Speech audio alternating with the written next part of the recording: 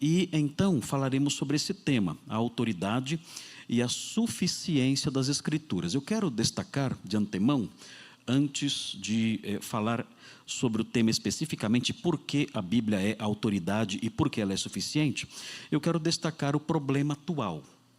Por que esse tema é tão importante? Por causa da realidade teológica que nos cerca. Nós temos vivido dias muito difíceis, em que a palavra de Deus tem sido atacada, tanto fora da igreja, pelos que são ateus, pelos que não têm comprometimento nenhum com o cristianismo, por aqueles que não se identificam de forma nenhuma com o cristianismo, tanto por essas pessoas, o que é de se esperar, como por pessoas que de algum modo se percebem como cristãs. Então percebemos isso, e dentro dessa esfera que nós definimos como cristã, como igreja, nós percebemos ataques vindos do romanismo, do catolicismo romano, e das igrejas protestantes também, na sua veia mais liberal. Os liberais, se é que podemos chamar assim, o termo liberalismo ele tem um espectro que se ampliou com o passar do tempo. E dentro desse modelo mais liberal de pessoas que não creem na autoridade e na suficiência das Escrituras, o que é dito é que a Bíblia não é a autoridade máxima para o crente, isso é dito expressamente, aquela velha máxima que eu, que sou já terceira geração de cristão na minha família, eu aprendi quando era pequenininho, que dizia que a Bíblia é a nossa única regra de fé e prática. Nós dizíamos isso quando éramos pequenos, éramos garotinhos, e nós dizíamos isso, a Bíblia é a nossa única regra de fé e prática. Isso tem sido questionado abertamente por protestantes, que se enveredam mais por esse caminho mais liberal, dizendo, olha, a Bíblia não é a autoridade máxima para o cristão, e ela é insuficiente para responder às questões e os problemas que nós enfrentamos na atualidade, devendo ser reinterpretada. Mas reinterpretada como? Como eu posso reinterpretá-la de modo que ela seja suficiente? Bom, a resposta é a seguinte: ela tem que ser reinterpretada de modo a que ela se ajuste aos anelos e aos dilemas do homem moderno. Isso é muito bonito. Ela tem que ser reinterpretada para se ajustar aos dilemas, aos problemas, aos anelos do homem moderno. Mas, quando nós percebemos isso na prática, o que essas pessoas querem dizer é o seguinte, que a Bíblia tem que ser reinterpretada a fim de que ela não condene os pecados da presente geração. É isso, na verdade, que essas pessoas estão dizendo. A Bíblia tem que ser interpretada para que os pecados que ela condena não sejam mais condenados por ela pela via dessa interpretação nova.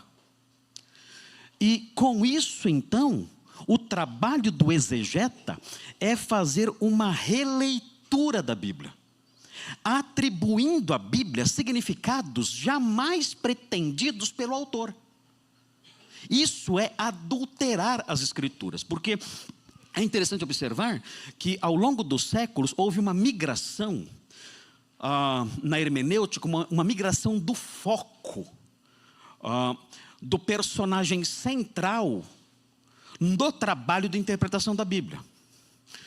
Na época da Reforma Protestante, e isso estava correto, o maior produtor de exegese seguindo essa linha foi João Calvino. Quem lê as obras de João Calvino percebe isso.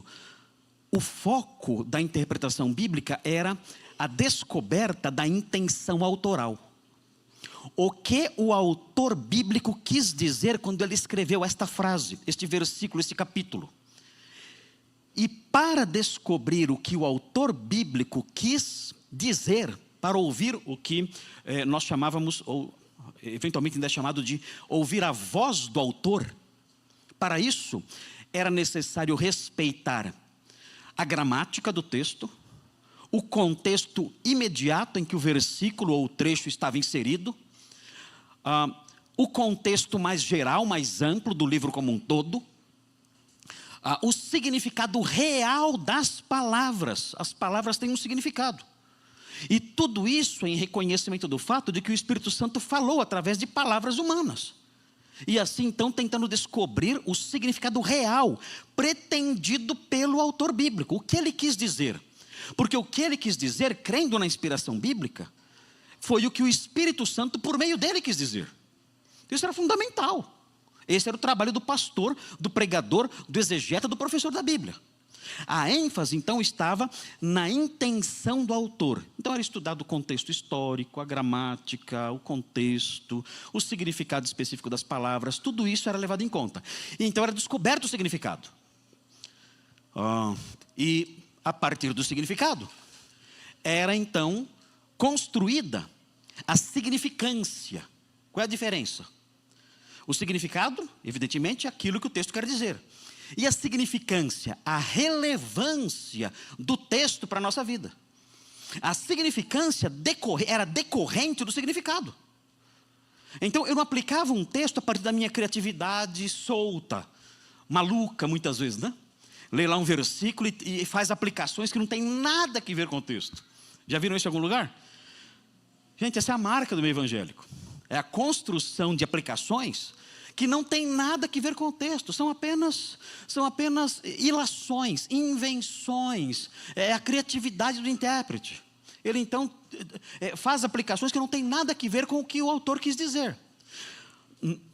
No modelo correto de hermenêutica e de homilética, o intérprete, o estudioso, ele descobre o significado a partir da análise exegética da passagem, e a partir do significado nasce a significância. Eu então descubro o que aquele texto quer dizer, significa, e também como ele pode mudar a minha vida. Muito bem, esse é o melhor dos mundos.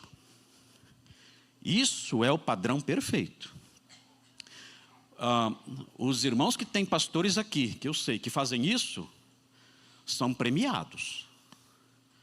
Não ganharam na lota porque são crentes, mas são muito privilegiados. Porque você conta isso nos dedos hoje em dia. Hoje em dia, um pastor lê a Bíblia, ele constrói qualquer significado que dá na telha, fala o que dá na cabeça dele e aplica aquilo de um jeito que a gente jamais imaginou de onde ele tirou aquilo. E os irmãos saem admirados. Nossa, eu era incapaz de ver isso no texto. É claro, qualquer um é incapaz de ver isso no texto. Não é só você. Tudo aquilo é mera invenção. É claro que você jamais ia ver aquilo ali. Ele criou aquilo, ele aplicou aquilo de um jeito que não tem nada a ver com o que o texto quer dizer. Então, houve essa migração. Hoje, o foco está no intérprete.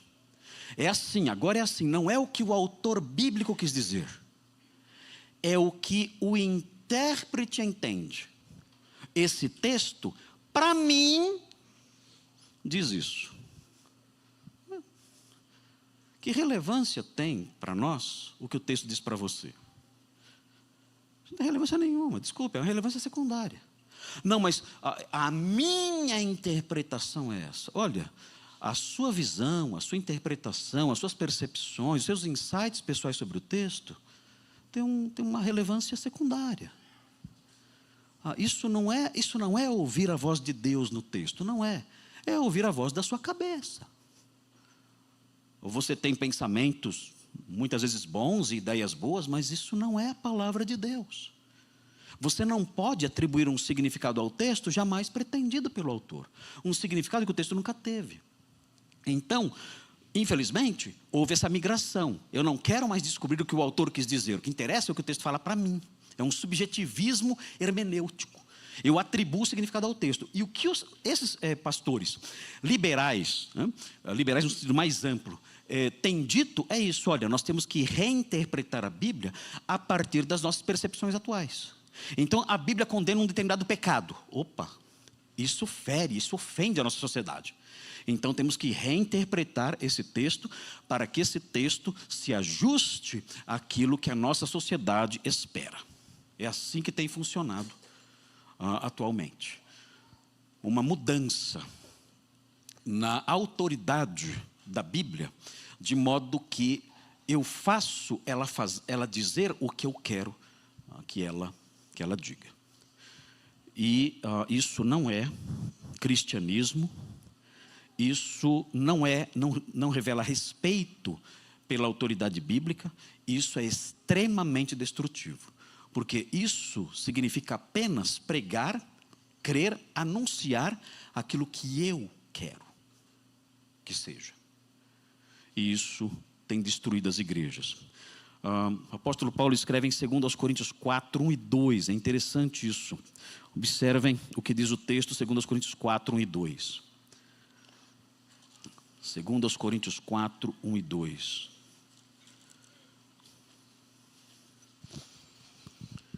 Vejam a atitude do apóstolo Paulo em face dos problemas da sua geração. Vejam como ele não tinha essa postura de tentar ajustar a mensagem àquilo que os homens do seu tempo esperavam. Ele não era assim. E os pastores modernos não podem ser assim também. Vejam o que diz aqui o texto, 2 Coríntios 4, 1 e 2. Fala assim: pelo que tendo este ministério, segundo a misericórdia que nos foi feita, não desfalecemos, nós não desanimamos ao realizar o nosso ministério, aqui no caso o ministério apostólico. Pelo contrário, rejeitamos as coisas que, por vergonhosas, se ocultam.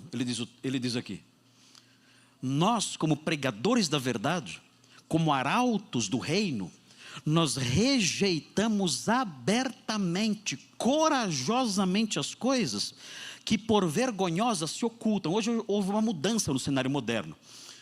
Hoje as pessoas se gloriam na sua infâmia.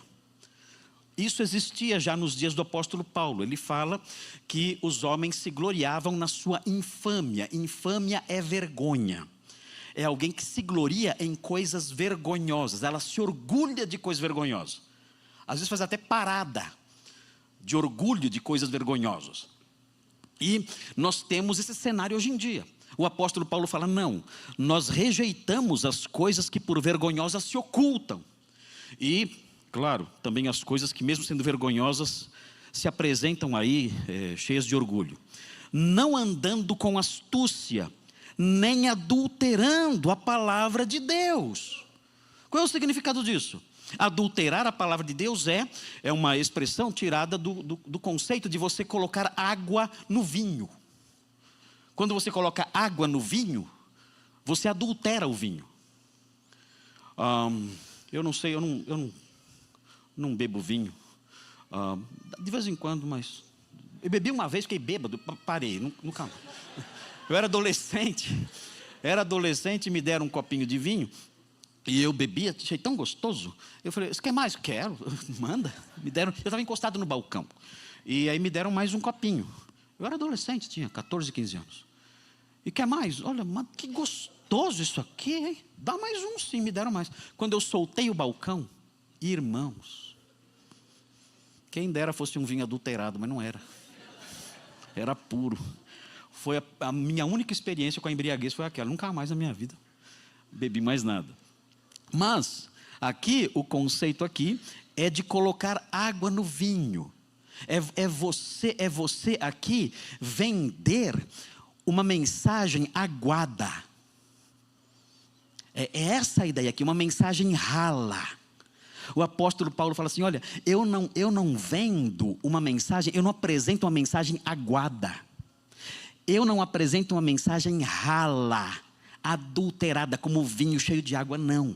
A minha mensagem é pura, é forte, ela causa impacto, ela pode até incomodar, mas não é uma mensagem rala. Eu não sou um covarde querendo oferecer suquinho aguado para as pessoas. Não, eu não faço isso. Ele diz, e é o que os liberais atualmente querem que nós façamos.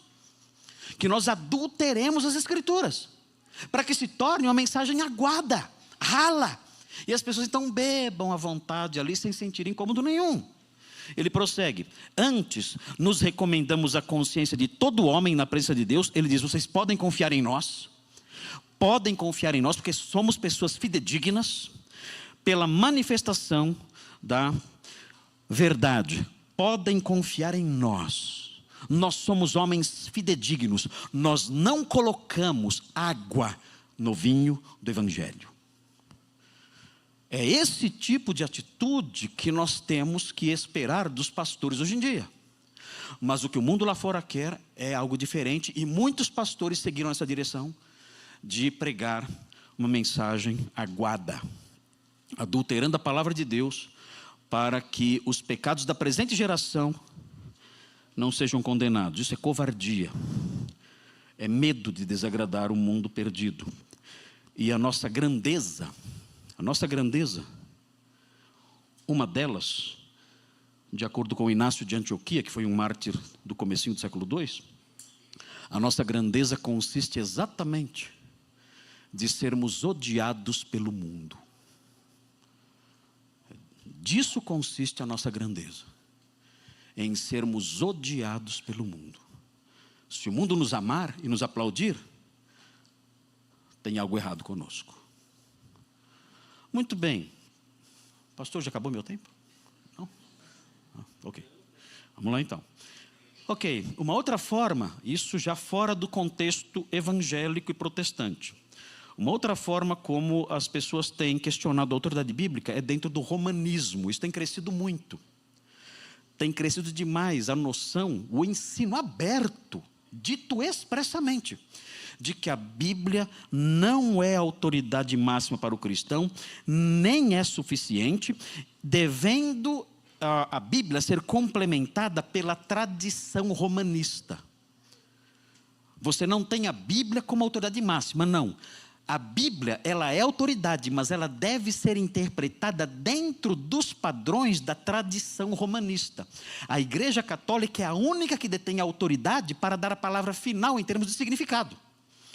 E se algum ensino bíblico vai contra aquilo que a tradição católica romana ensina, então a interpretação daquele texto deve ser revista, para se ajustar ao dogma católico.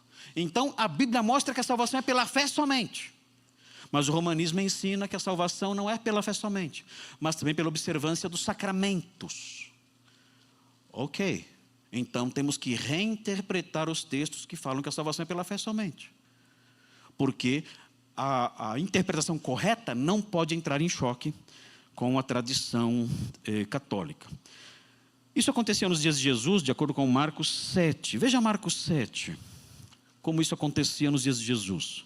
Marcos capítulo 7. Abra sua Bíblia rapidinho. Marcos capítulo 7. Veja o versículo 9.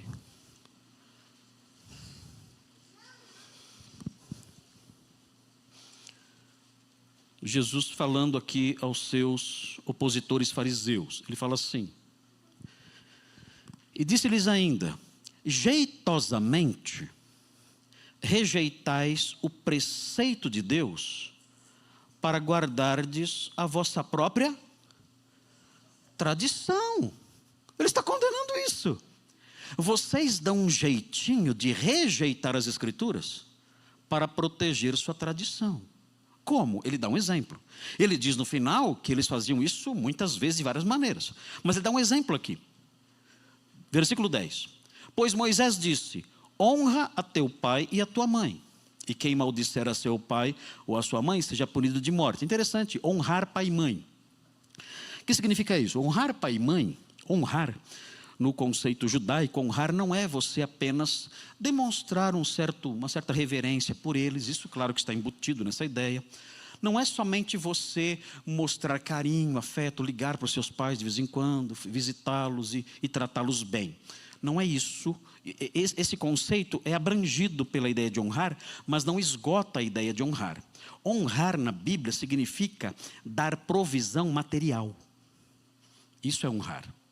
Quando Paulo fala honra as viúvas que são verdadeiramente viúvas, isso significa não chegar para a viúva e falar: nossa, a senhora é uma pessoa tão legal, eu te respeito muito. Não é isso. Honrar as viúvas que são verdadeiramente viúvas é dar provisão material para elas.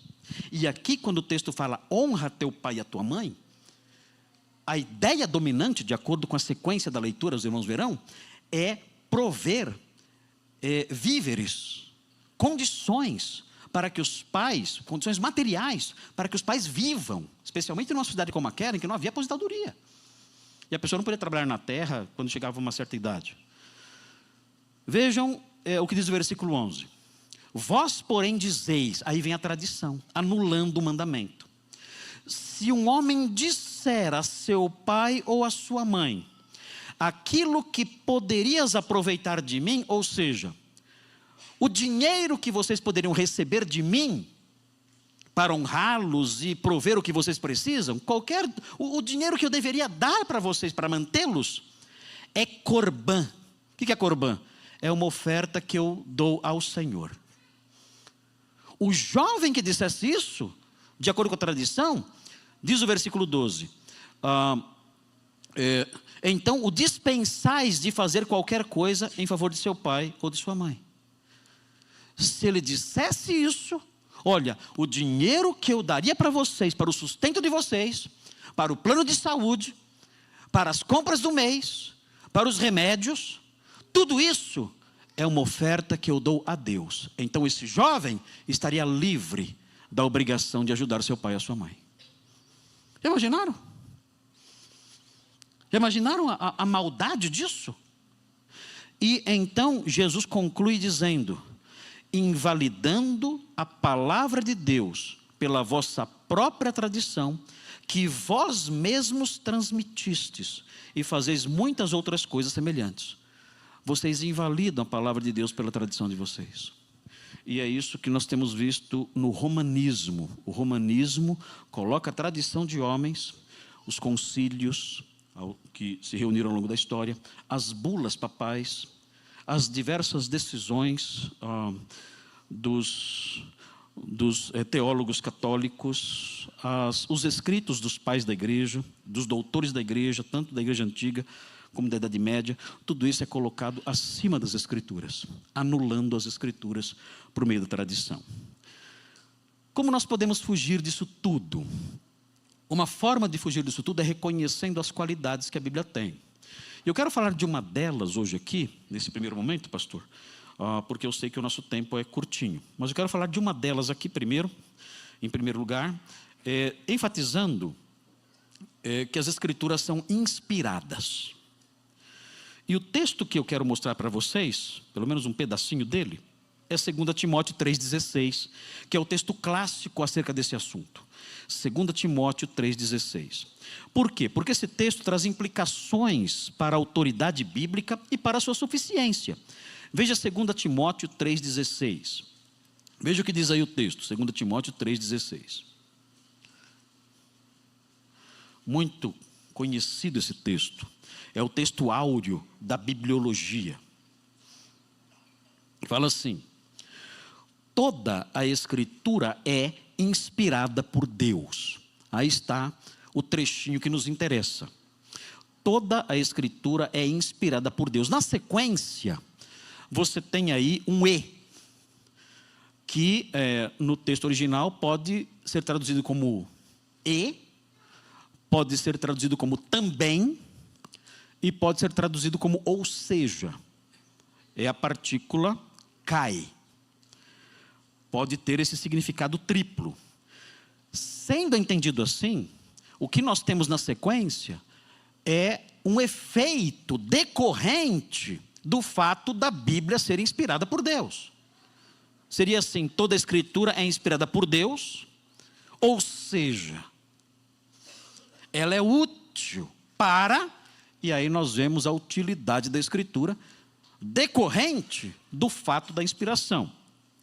Agora notem bem, importante aqui, o que nós queremos dizer quando afirmamos, quando o apóstolo Paulo fala que a Escritura é inspirada por Deus, qual é o sentido disso? É interessante porque nós pensamos em inspiração como um influxo, uma inclinação artística. Nós pensamos assim. Então, ontem nós fomos visitar alguns pontos aí de Brasília, vimos várias obras de arte e podemos pensar, o artista, quando fez isso, ele estava inspirado quando ele fez isso. quando ele fez essa música, quando ele pintou essa pintura, quando ele fez essa escultura, quando ele criou essa poesia, ele estava inspirado. E então esse termo nos confunde, porque nós pensamos que inspiração é isso, é um momento especial em que o autor bíblico, acometido de certas inclinações religiosas, e muito ali entusiasmado com aquele influxo espiritual, aquela inclinação espiritual muito forte, então começou a escrever. Irmãos, esse conceito não tem nada que ver com o que o apóstolo Paulo está dizendo aqui. Quando ele fala, toda a escritura é inspirada, ele usa uma palavra que pode ser tida como um adjetivo, uma qualidade. É uma qualidade da escritura, da grafé, como é chamado aqui. Grafé é escritura no grego. Toda a grafé é inspirada. E ele usa então um adjetivo, que é interessante esse adjetivo, é o adjetivo theopneustos. Só acontece aqui na Bíblia esse adjetivo. É uma palavra que acontece só desta vez aqui, só nesse versículo em toda a Bíblia. E essa palavrinha, theopneustos, dá para ter uma ideia mais ou menos do que é. O que é theos? Deus. O que é pneustos? O que é pneuma? O que é pneuma? Vocês já comeram um pastel pneumático? Já comeram? O que tem dentro? Vento, ar. Sopro, só isso lá dentro. Esse é o pastel pneumático, né? Enfim, o que é o theopneustos? Theopneustos significa soprado por Deus. Toda a escritura é soprada por Deus. É que nós não temos, no português, nós não temos um adjetivo correspondente para isso. Então, o tradutor teve que criar uma palavra, ou pegar a palavra talvez do latim, porque no latim, na Vulgata Latina, o termo que aparece é parecido com inspirada. Pegou isso e colocou lá, toda a escritura é inspirada por Deus, mas transmite uma ideia meio errada. A ideia é que a escritura é soprada por Deus. Eu brinco com essa palavrinha, porque eu criei um neologismo, eu falo que a escritura é teossoprada. A escritura é teossoprada. E quando nós pensamos nisso, a escritura é teossoprada, qual é o significado básico disso? É que é como se a escritura fosse falada pelo próprio Deus. Por quê? Porque as palavras que nós pronunciamos são sopros sonoros. Faça o teste você mesmo, não faça agora que vai ficar estranho. Mas quando você estiver em casa, comece a falar com a mão na frente de você, assim. Você vai ver que você fica soprando na sua mão. Quando você fala, você está soprando. Falar é soprar de forma sonora. E você vai então soprando enquanto você fala. Quando nós dizemos então que a escritura é teossoprada, ela é soprada por Deus, nós estamos enfatizando a origem da Bíblia. E a origem da Bíblia é essa, é Deus falando. Isso é muito sério. É por isso que é importante destacar a diferença. Eu falei isso na internet, o pessoal me atacou tanto por causa disso. Mas é diferente. Você não pode dizer que os autores bíblicos são inspirados. É errado falar isso. Isso não é certo. Disseram, pastor, isso é um preciosismo, dá na mesma. Não dá na mesma. Theopneustos realça a origem do texto, realçando a autoridade. Deus soprou, Deus falou o que está lá. Ele não usou ditado, algumas partes ele usou ditado, como nas cartas do Apocalipse, ele usou ditado. Ele não usou ditado, ele usou os escritores bíblicos, movendo os escritores bíblicos, é a linguagem correta. Ele não inspirou, ele moveu os autores bíblicos. O termo usado é fero significa carregar, levar. O texto de Pedro fala que os autores bíblicos foram movidos, carregados, levados. Mas o texto bíblico foi teossoprado. Ele usou os autores bíblicos com as suas faculdades mentais, com as suas culturas, com as suas memórias, com tudo que dizia respeito à sua formação cultural, mental e tudo mais, intelectual e tudo mais. Mas o resultado do que eles escreveram ainda que ele tivesse preservado as suas faculdades mentais, e não os tivesse deixado em transe, o resultado é a palavra de Deus literalmente dada aqui a nós. Cada palavrinha, cada letrinha das Escrituras foi soprada por Deus. E é interessante observar que esse conceito é um conceito que os autores bíblicos, de um modo geral, acolhem tranquilamente. E as implicações disso são claras. Senhor, queridos aqui presentes, se Deus falou algo, qual é o grau de autoridade disso? Se Deus falou algo, qual é o grau de autoridade disso? Se Ele é o soberano, criador e dono do universo, o universo é dele.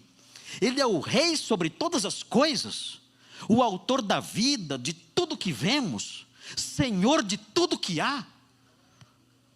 Queridos, qual é o grau de autoridade dele? É um grau infinito. Eu não posso questioná-lo. Diante da sua autoridade eu me curvo e aceito aquilo, muitas vezes sem entender. Então, se a sua palavra é assim, e a sua palavra diz isto ou aquilo, ela tem autoridade suprema, e eu devo acolher isso, ponto final. E vejam como os escritores bíblicos, inclusive o Senhor Jesus, reconhecem isso, o fato da Bíblia ser palavra de Deus. Eu vou passar algumas passagens aqui para vocês, já estou terminando essa parte. Mateus 22, 43, observem. Mateus 22, 43. Não se deixem levar pelos ataques atuais contra a Escritura. Isso sempre existiu e os danos são incalculáveis. Mateus 22, 43. Vejam aqui uma cláusulazinha que é importantíssima para a percepção de que Jesus aprovava esse conceito. Veja o que diz. Replicou-lhes Jesus: como, pois, Davi, como continua o versículo? Pelo Espírito, chama-lhe Senhor. Ele está dizendo, a Bíblia tem uma autoria dupla.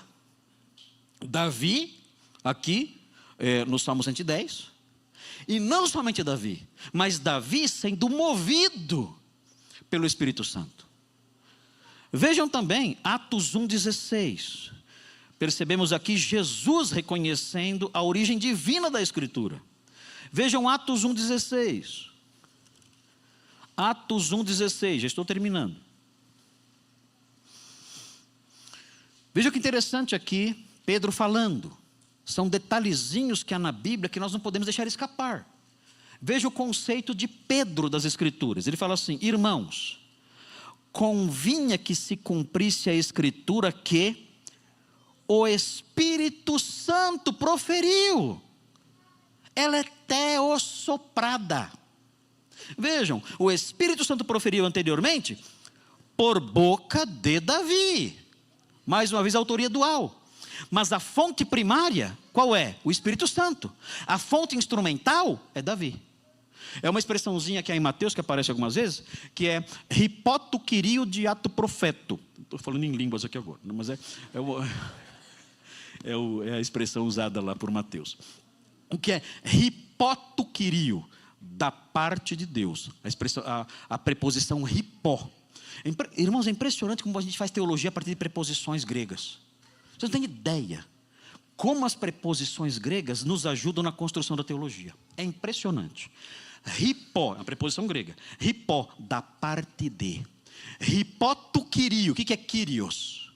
Senhor, da parte do Senhor. Diá tu profeto. O que é diá? Através, por meio de. Então, hipotuquirio diá tu profeto. O que foi dito da parte de Deus, a fonte é Deus, através do profeta. Essa é a visão bíblica, essa é a visão dos autores bíblicos. Nós temos aqui em Atos 1,16 isso, E temos também no capítulo 4, versículo 24. Aqui é a igreja em oração. Veja a igreja como ela ora. A igreja primitiva, ela tinha uma mentalidade teológica muito madura. É impressionante a maturidade que é demonstrada por essa igreja aqui nessa oração. Vejam versículo 24 e 25 do capítulo 4 de Atos. Ouvindo isto, unânimes, levantaram a voz a Deus e disseram: Tu, soberano Senhor, que fizeste o céu, a terra, o mar e tudo que neles há. E vem, que disseste, por intermédio do Espírito Santo, por boca de Davi. Deus falou na pessoa do Espírito Santo, por meio de Davi. Hipoto Kyrio, diato profeto, Theó pneustos, a escritura soprada por Deus, saiu da boca de Deus, é a palavra dele, dotada de autoridade suprema. Se você a desobedece, você desobedece o próprio Deus. E notem bem, daí a importância da hermenêutica e da exegese, porque eu tenho que saber com precisão o que o texto está dizendo. Eu não posso atribuir significado ao texto, não. Eu tenho que fazer um estudo sério para descobrir o significado, porque o significado é o que Deus quis dizer.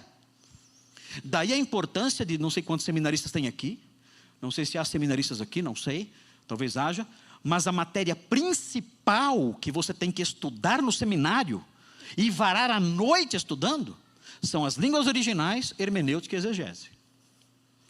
Mas a minha ênfase é aconselhamento. Pior ainda, para não dar conselhos tolos da sua cabeça, faça com que os seus conselhos sejam resultado da hermenêutica e da exegese. Não, eu vou trabalhar com crianças. Meu Deus, corra para a exegese. Para você não plantar tolice na cabeça dos pequenininhos, que vai crescer com eles. Então, trabalhe, prepare a sua aula para crianças, a partir do grego, do hebraico, da exegese e da hermenêutica. Mas não sei falar grego, compra um léxico, fala com o pastor aí, não sei, se vira. Enfim, mas não pregue o que dá na telha. Isso não é ensinar a Bíblia.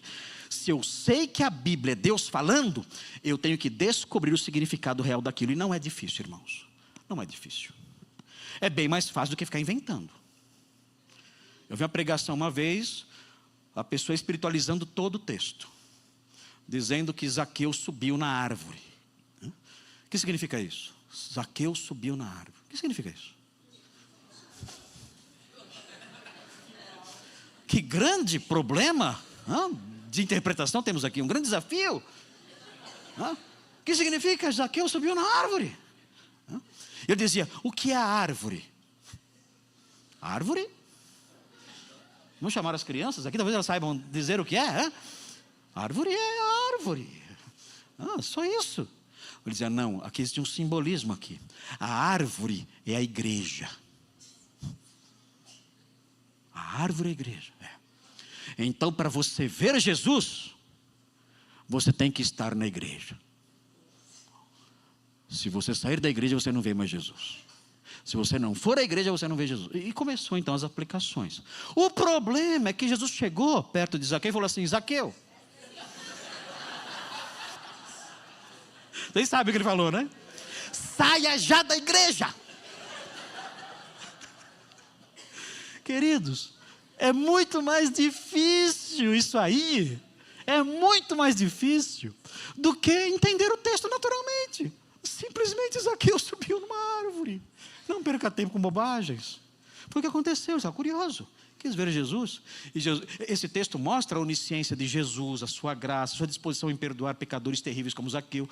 Mas não tem nada que ver espiritualizar o texto, atribuindo sentidos ocultos a uma passagem tão clara como essa. Último texto aqui. Primeiro, eu não queria que fosse o último, mas não dá mais tempo. 1 Coríntios 2, veja aí, é muito interessante, eu gosto muito desse texto aqui. 1 Coríntios 2, 9 a 13. Nada disso eu falei na conferência do Paulo Júnior, não deu tempo.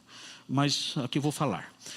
Veja aí, versículos 9. Muito interessante aqui, eu gosto desse texto. 1 Coríntios 2, 9, fala assim: Estou no texto errado. Muitas letras. Desculpe, eu errei aqui. 1 Coríntios 2:9 diz assim: mas como está escrito, nem olhos viram, nem ouvidos ouviram, nem jamais penetrou no coração humano o que Deus tem preparado para aqueles que o amam. Isso aqui é versículo de velório, não é? Olha, não fiquem tristes, porque olha aqui, ó, o que Deus preparou para aqueles que o amam é maravilhoso.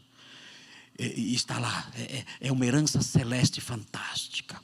O que Deus preparou, olha, nem olhos viram, nem ouvidos ouviram. Irmãos, isso aqui não tem nada a ver com velório, nem com o céu, nem com herança celeste, nada a ver com isso, nada. Muito menos com teologia da prosperidade.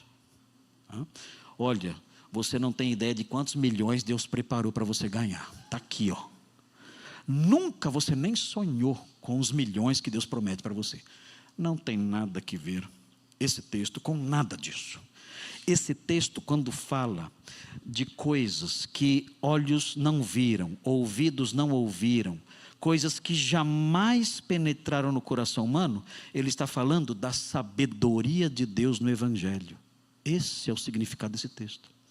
Coisas que o homem nunca sonhou, coisas que o homem nunca imaginou, a sabedoria de Deus no Evangelho. Esse é o assunto, é só ver o versículo 6.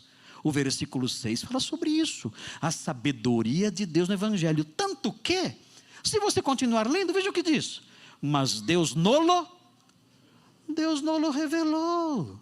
Não é o céu, não é o sucesso na vida, é a sabedoria de Deus presente no Evangelho. Isso é aquilo que olhos não viram, ouvidos não ouviram, e nem jamais penetrou no coração humano. Mas Deus já nos revelou isso. A sabedoria de Deus no Evangelho, o Evangelho que salva pela fé. E aí prossegue: mas Deus não o revelou pelo Espírito, porque o Espírito a todas as coisas perscruta, até mesmo as profundezas de Deus. Porque qual dos homens sabe as coisas do homem, senão o seu próprio Espírito que nele está? Assim também as coisas de Deus ninguém as conhece, senão o Espírito de Deus. E vejam o 12: ora, nós não temos recebido o Espírito do mundo, e sim o Espírito que vem de Deus, para que conheçamos o que por Deus nos foi dado gratuitamente. Disto também falamos. Olha a inspiração aqui do texto, o apóstolo Paulo sendo movido a escrever a verdade. Disto também falamos, não em palavras ensinadas pela sabedoria humana, ele diz. Eu não estou ensinando para vocês coisas procedentes do meu conhecimento pessoal, das minhas percepções filosóficas e teológicas, nada disso. Nós falamos não com palavras ensinadas pela sabedoria humana, mas ensinadas pelo Espírito. O que nós falamos procede do Espírito Santo, é a autoridade máxima. A Escritura é teopneustos, ela é soprada por Deus. Jesus disse o seguinte: nem só de pão viverá o homem. Como termina o versículo? Mas de toda palavra o quê? Procede de onde? Teopneustos. Toda palavra que procede da boca de Deus. Ela é autoridade e ela é suficiente. Eu dependo dela para viver. Sem ela, eu vou minguar na minha vida espiritual, na minha vida moral. Eu vou secar, padecer faminto, caminhando por esse mundo, como um homem faminto num deserto. Sem ela não terei alimento para o coração, para a alma, porque ela procede da boca de Deus. Eu tenho que me curvar a ela, aceitá-la, acolhê-la e viver por ela, porque ela é a autoridade suprema, posto que procede da boca do Deus Supremo. Pastor, vou parar por aqui. O pastor faz o encerramento. Obrigado, queridos. Até daqui a pouquinho. Amém. Vamos ficar em pé, vamos orar mais uma vez. Pai, muito obrigado pela Tua palavra. Muito bom poder ouvir a mensagem que sai da boca do Senhor, revelado nas Escrituras Sagradas. Obrigado pela vida do pastor Marcos. Abençoe sua vida e ministério. Obrigado porque o Senhor já falou ao nosso coração. Nos ajude a amar a tua palavra, porque ela procede do Senhor. Bendizemos o teu nome pelos professores da IBD, por cada irmão da nossa igreja que tem se empenhado em crescer no conhecimento dessa palavra que revela a tua vontade para a nossa vida. Nos ajude, Senhor, a sermos uma igreja fiel, que se preocupa em conhecer a tua vontade, a tua palavra, e que tem compromisso com o Senhor e não com agradar homem algum. Bendizemos o teu nome e oramos dessa forma no nome de Jesus. Amém.